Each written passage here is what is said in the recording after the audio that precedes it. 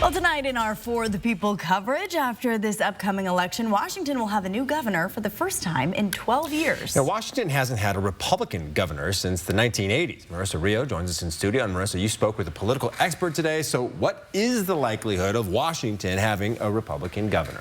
Well, based on voter trends and how the state has voted in the past few presidential elections, as you can see right here, it doesn't seem that likely that we'll have a Republican governor. In 1981, voters elected Republican candidate John Dennis Spellman, as governor. He was in office until 1985, and ever since, we've always elected a Democratic governor.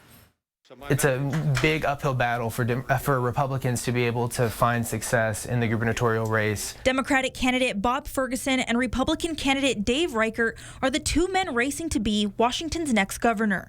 In the primary elections, Bob Ferguson earned over 44% of the votes. Reichert had just over 27% of the votes.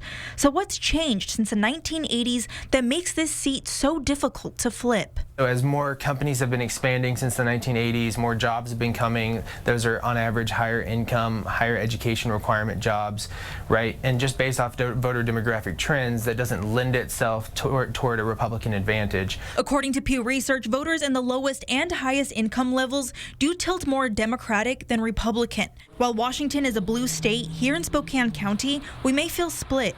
The county tends to vote red, but the city tends to vote blue. If we look at the 2016 presidential results, Hillary Clinton received over 46,000 votes in the city of Spokane. Trump had over 10,000 votes less. When looking at 2020, Biden received over 66,000 votes in the city of Spokane.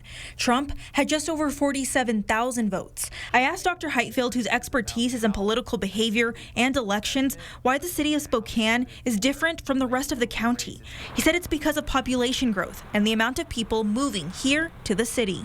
The reality is that they're often moving from, areas that, like California, right, Oregon, and they don't lend themselves to being overwhelmingly Republican voters.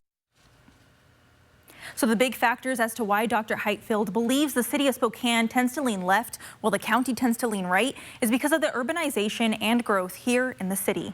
In studio, Marissa Rio, 4 News Now.